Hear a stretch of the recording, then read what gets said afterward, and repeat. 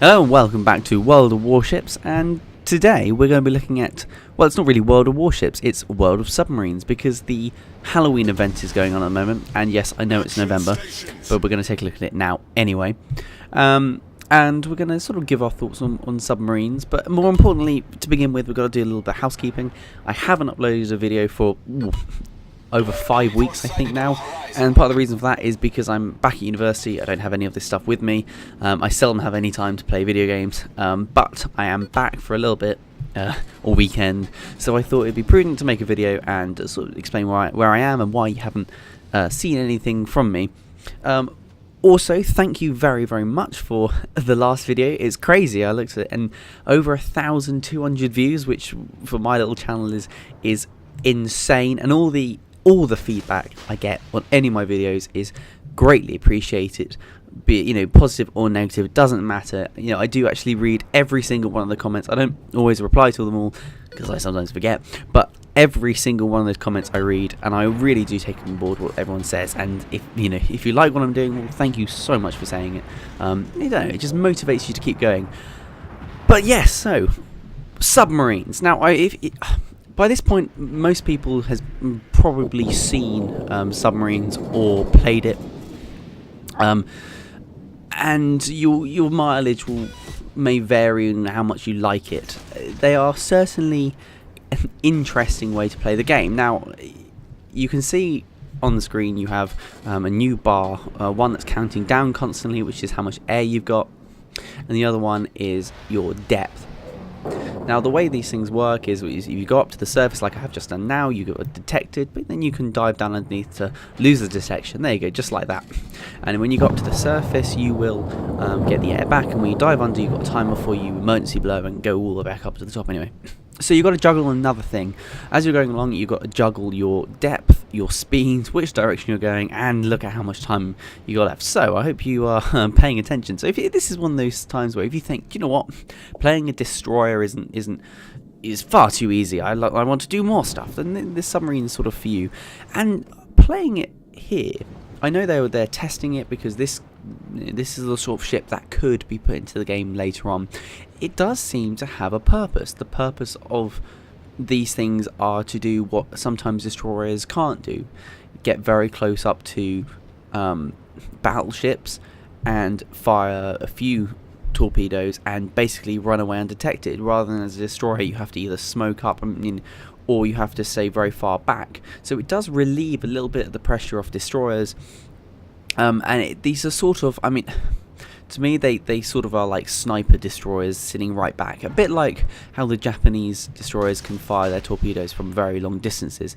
That's sort of what these are like. These are hyper sort of stealthy.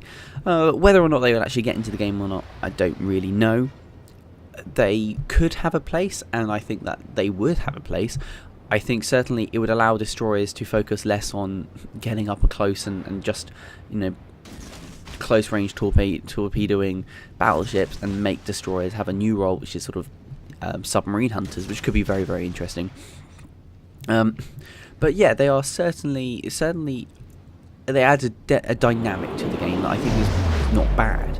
Now, this actual gameplay you're seeing here is from the operation which is going on at the moment, which allows, they will give you a submarine, and then as you progress you can get another one, which is this one, which is alright. As you can see at the bottom, you have 3 torpedoes, you have 2 regular ones, and then a freezing torpedo, which basically slows down the ship and stops the ship you hit, and it fires. It's a faster torpedo. So if you send out your fast torpedo, hit the ship and slow it down, then you can fire your sort of destroying torpedoes off after. Now, you can't just, it's not like normal torpedoes where you have a set of 3 that fire off together. They are single shot. The lower down you are, i.e. here, at this point we are here, we have a very specific firing sort of spread, whereas if we go up to the surface there is a much larger firing spread, so you don't quite know which direction it's going to go, and which could be beneficial, because if things are changing speed, who knows. But you see we've got 2 hits just then, they're very specific, and I'm firing off a couple more. You see it reloads it reloads a couple, and then it has a long reload. So you see a fire, and then it's got to wait 38 seconds, whereas these ones are coming just off cooldown. So I fire this freezing torpedo, which you only get 1 of. Other ones though, you get more than 1, and when you dive down, there you go, you can't fire at all.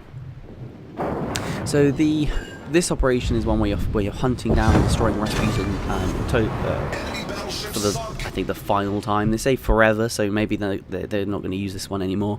There are catapults and depth charges which you've got to avoid. If you get detected, you'll start being shot by these catapults, which are really, really bad. Which I think is what they're trying to test the idea of maybe destroyers or some cruisers having depth charges, a bit like they would have done in the Second World War, a bit hedgehogs or whatever, testing the idea of how anti-submarine warfare, because if they add this this sort of gameplay into the main game, then you've got to deal with the fact that it is rock paper scissors, and you've got to develop a way of countering it. Here you can see I'm firing actually on the surface, and you can see the spread is much, much larger, and that's, I think, the problem, because how do you counter submarines? Because submarines are naturally going to be very difficult to counter, be it because they can just go underwater and run away, or because they fire very specific torpedoes, and we'll be able to see you. So I don't really know what they're going to do with that. I think they're going to have to add in a bit like anti-air, anti-submarines. Perhaps it'd be automatic. I don't know how I'd feel about that. A bit like secondaries. But again, that feels like they're taking the control out. So it's either going to be you have to juggle something else in order to counter the submarines, or they will do it automatically. And I don't think I particularly like either of those options. Funnily enough, because I don't like the control being taken out of my hands, but yet I don't also like having to juggle more. As I say, this is already quite a lot to juggle for. I mean, imagine being in a destroyer. You've got to juggle your distance away. You've got your guns. How whether or not you're going to shoot your guns. You've got to do torpedoes as well, and your smoke, and then you have to juggle whether or not you're hunting down a submarine. So it would be, I think, maybe a little bit too much, which is what they're doing now is what we know it's what they're doing now. They're definitely testing whether or not they actually want put sort of gameplay into the game, and they always test it at Halloween. But the point actually of, I think, the submarine gameplay is it's fun. I really do enjoy this. There's something really cool about being completely underwater. You see, I did got my timing a little bit wrong there, and I had to emergency blow out and come up to the top. But you can see that it's really, really fun. There's something very satisfying about diving underwater and hunting down your prey, because it's like a destroyer on steroids. Destroyers are really, really good to play, but you can't necessarily do all the stealthy stuff you want. So with a submarine, you do make your own stealth in a way that destroyers perhaps don't, because unless you've got smoke, which makes it obvious, destroyers, you put down your smoke and everyone knows where you are, whereas submarines, you just dive underwater and there you go. You reduce your detectability right down. But for me, this is a very, very fun way to play. It is, perhaps the juggling counteracts the fact that it's a little bit more boring.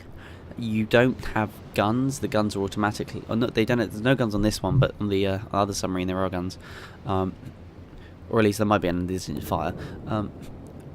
Whereas a submarine is perhaps a little bit more of a boring way to play the game. You have to look at where you're going and your depth, and you fire 3 torpedoes, and then you wait and you look at your depth, and then you fire 3 more torpedoes, and that's it. Whereas in a destroyer, you're firing torpedoes, you're firing your guns, you're getting yourself into battles. These things move so slowly. If you can see there, it's 21 knots. This thing moves so slowly that as soon as you're on the surface, that's it. You are going to be priority target number 1. So although it's a double-edged sword, really, you get much more interesting gameplay by having sort of more layers of immersion, because you're having to balance all these little things out. However, because you move slowly, and because you're limited and restricted by what you can fire, the game isn't perhaps as well as... I mean, look at this. Look at it. What we're doing now. It's not very interesting. We're all sailing in one direction in order to hunt down what we know is Rasputin as he pops up. So this is what you'd be doing if it was a battleship. You'd hunt down your battleship, and then you would wait for your teammates to get out of the way, and then you might stealth hit him. And that's it. That's all you're doing. But as you can see, the firing arc on this is very, very limited. Unlike destroyers, submarines are limited to firing forwards and backwards. I don't know if they're going to introduce backwards yet, but you can certainly fire forwards. And look at, there's a very, very limited firing arc. because you have to point in the direction you want to go, which does limit these a little bit more. You've got to really set yourself up. You see I did a big turn there in order to set myself up into this sort of direction. And you're very limited about how many targets you can pick at any one time, because firing one torpedo isn't going to be enough. You've got to really send off your freezing torpedo, halt them where they are. I'm looking there because you're also vulnerable to other submarine torpedoes. You'll fire one torpedo off, look where it is, see if you can stop your target, and then you can shoot it. But yeah, so what do I think of this? I think it's a fantastic little game. It's really fun. It feels like a mini game at the moment. It is very fun. It's very interesting, and I would like to see submarines in World of Warships. I think it would give cruisers and destroyers a little bit more to do. I mean, not that they haven't got anything to do already, but I'm always up for a little bit more of a challenge. I don't know what tier it would suit, but hey, I guess that's why they're testing it now. So I really hope you enjoy this little gameplay. I will be back in a few weeks, so stand by. And yeah, don't forget to rate, comment, and subscribe. And thank you very much for watching. And yeah, so I'll see you next time.